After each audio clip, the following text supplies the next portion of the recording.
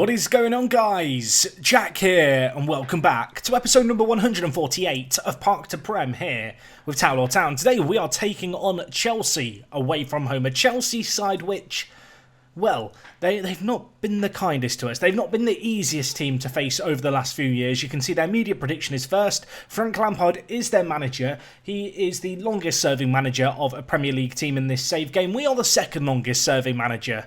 I'm still waiting for him to retire so that we can claim the number one spot.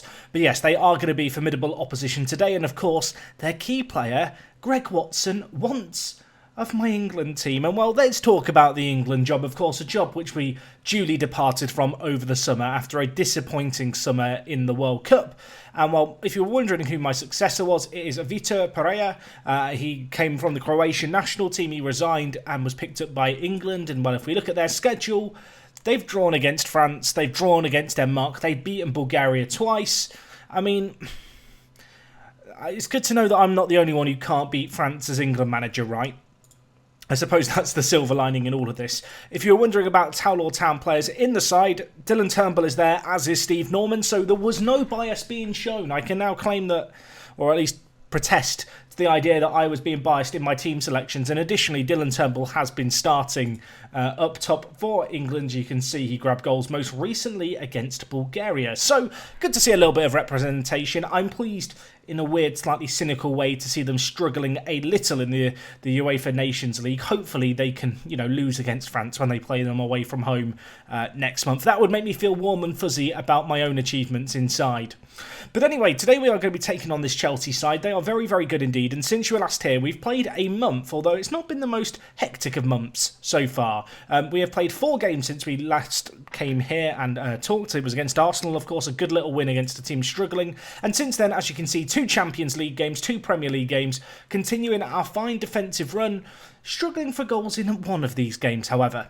So anyway, the first of these games was against Malmo. It was the second game of the Champions League campaign, and I did rotate the team a little bit going into this side. I do not mean disrespect to the Swedish team, but ultimately I did feel like we should be winning this one comfortably, so the likes of Steve Norman and Volta got starts, and well, they were on the score sheet before half-time in this game. We came out the traps flying, Steve Norman with the first, and then a couple just before half-time meant that at the break it was 3-0. I felt justified in our decision, and we continued to cruise on in the second half. Of course, Malmo beating Stade Rennais in the first game of their Champions League campaign. So a win here was pretty good, and especially to win so convincingly, definitely beneficial for our goal difference. You can see in the second half, Dylan Turnbull getting a goal, and Matasovic also with a goal. Andre missed a penalty in that one too. Anyway, we then took on our former affiliates, Coventry City, of course, a team who got an unlikely promotion to the Premier League last year, and well, Andy Eric, he didn't have time for any kind of, what would you call it, romance, I suppose. There was no kindness coming from Andy Eric. He wanted goals, he wanted blood, he got 2 goals in this game. The Brazilian, a fantastic player, still not capped for the main Brazilian national team, which is crazy. The idea that he's not played for the world champions. He really has been an outstanding player for us. Last month, for September, he got Player of the Month in the Premier League. He has been, getting some really good goals. Got a couple in this game here. Great to see him doing well, and yeah, he's still very much a key part of the team this year. In the next game, we took on Manchester United, a team that we needed to be winning, and this weekend we knew that Man City had already slipped up. They drew, so it was our chance to capitalise, our chance to leap at an opportunity to go top of the league. As you can see, it finished 0-0. There's no highlights to speak of here. It was a very close game there, to sending off just before half-time. I probably could have gone more attacking, but I'll be honest, I was sat panicking and thinking back to the game against France at the World Cup and about the last time we went more attacking when we were taking on a team that was down a man. Manchester United put up a really good defensive performance. We couldn't find a breakthrough in the end. I feel like it's still a good point away from home against Manchester United, but nevertheless, it felt like a missed opportunity there. Anyway, most recently we took on Stade Rennais, a 4-1 win here in the Champions League, so the goals are flowing in Europe, which is great to be able to say. And well, the first goal for us in this game was courtesy of Leskinen. Josh Mipake actually put them ahead, and at that point, when they score a set-piece goal, you think, oh boy, buckle up, strap in tight, let's get comfy. This could be one of those turbulent European nights. However, it never really played out that way. Leskinen got a really nice goal. Dylan Turnbull then adding another for his collection. He has been getting a decent chunk of goals as of late. And then while Cantina came on off the bench, I want to say for SHVETSOV, he wasn't really performing particularly well, and he grabbed 2 goals. The first in the 87th minute, the second in the 93rd minute. And let me tell you now, some really nice finishing here from Cantina, particularly the second goal. For a player with 13 finishing, not a bad volley at all. And well, a great result for us in the Champions League. Another really convincing win. We now have scored 10 goals in the first 3 games of the group stage. And while speaking of the group stage, you can see the table here. We are currently sat in second, of course, behind Real Madrid. You can see Malmo and Stade Rennais struggling a little.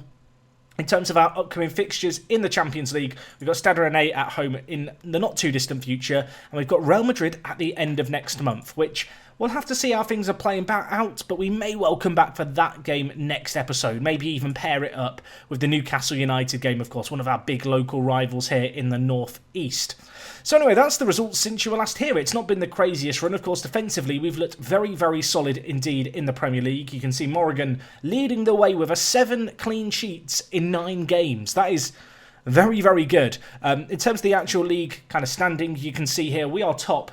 Manchester City just behind us. They have drawn 3 games this year against Tottenham, Sheffield United and Southampton. Perhaps a few surprising ones in there. A few teams have scored more goals than us, but it's the fact that we've only conceded 2 goals so far this year that has really put us in good stead. And worth noting, those 2 were both against Everton. And the reason for that was Morrigan got a little injury.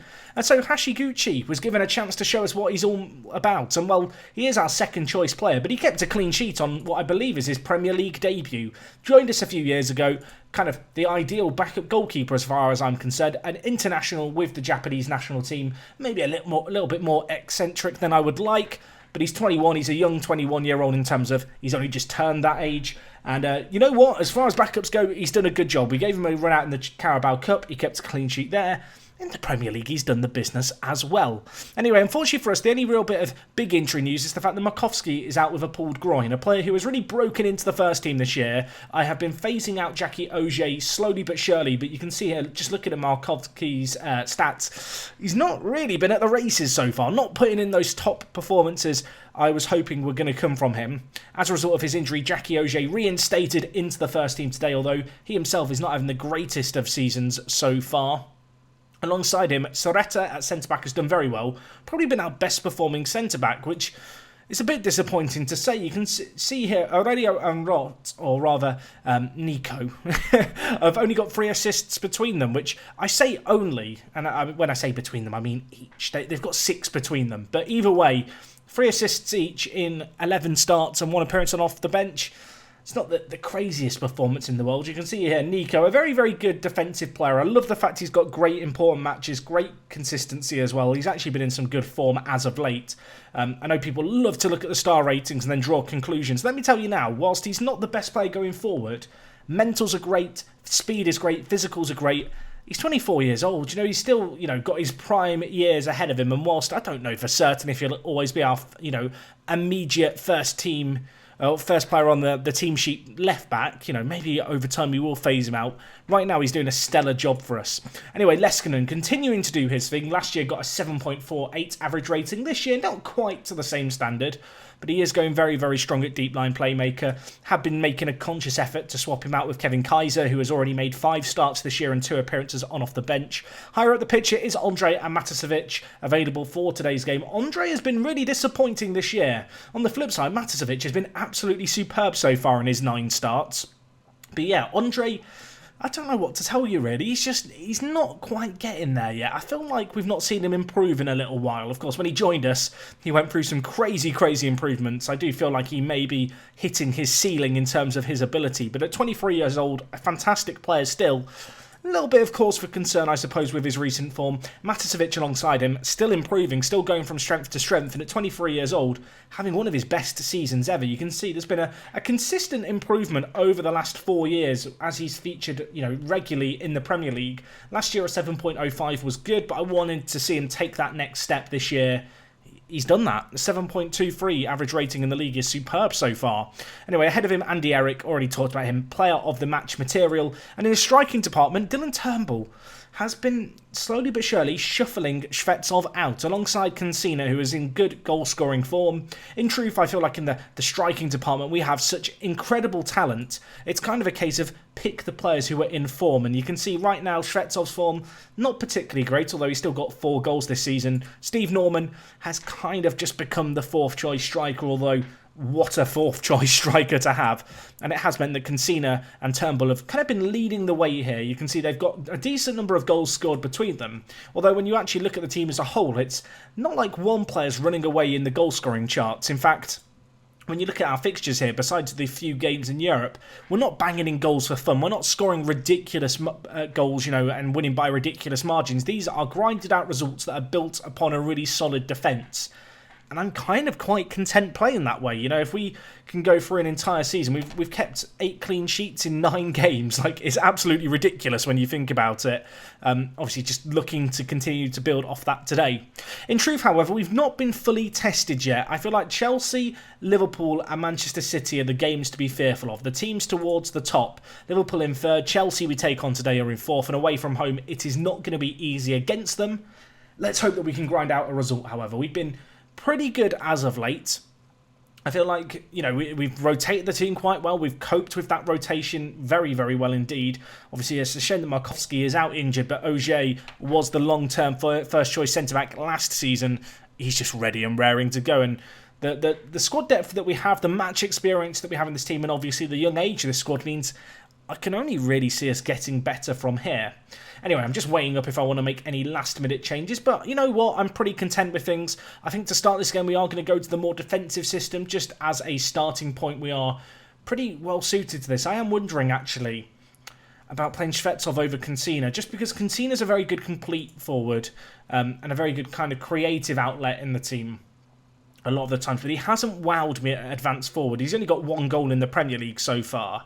A few of his goals, coming in European games and Super Cup games. I feel like for this big game, we're going to bring back in the OG partnership, the originals, SHVETSOV and Turnbull. That said, Norman and Cancina, in terms of plan Bs that you can have lurking on the bench, I don't think there's many better plan Bs, and obviously it's nice to keep SHVETSOV and Turnbull up top alongside each other. I have seen in the comments people saying that, maybe I have too much stock and too much faith and too much confidence in SHVETSOV and Turnbull.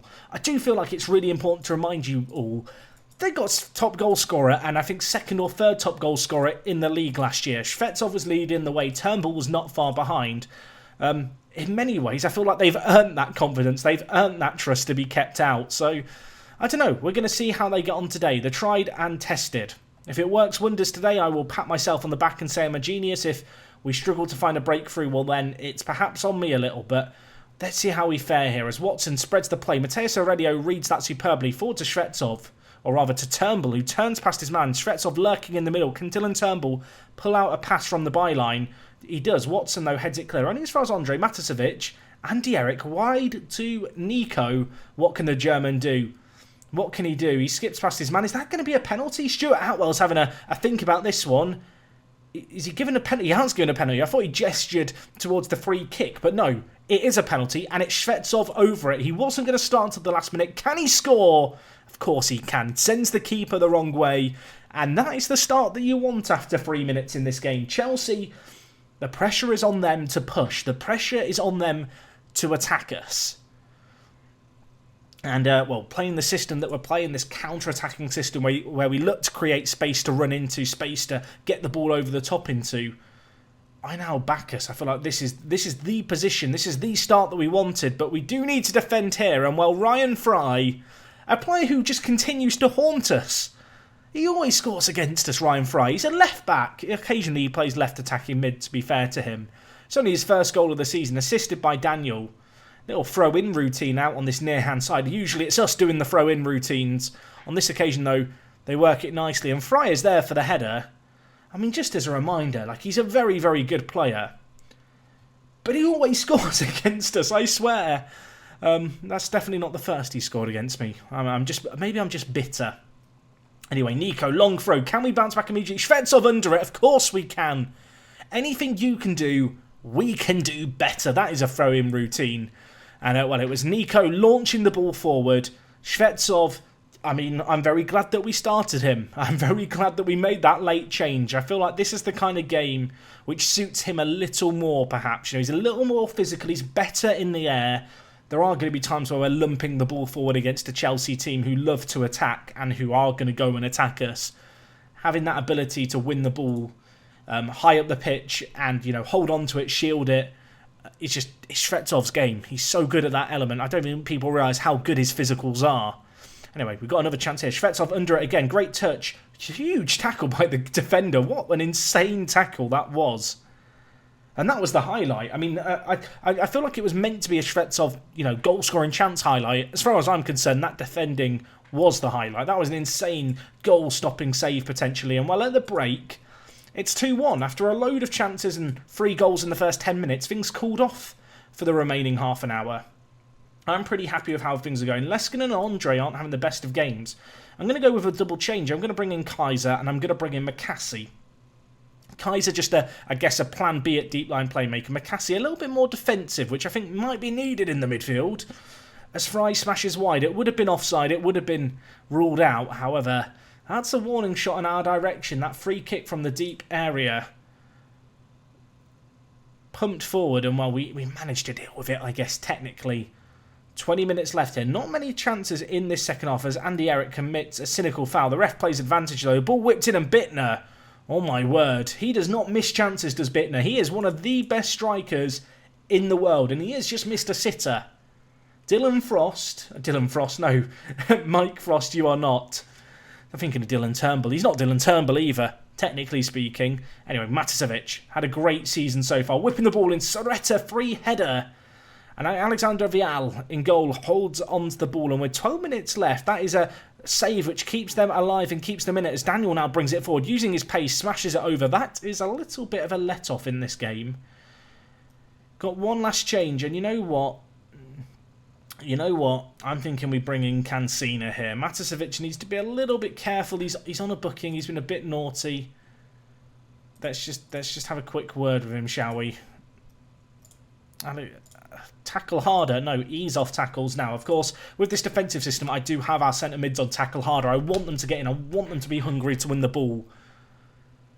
However, when you're on a booking, just tone it down a little bit.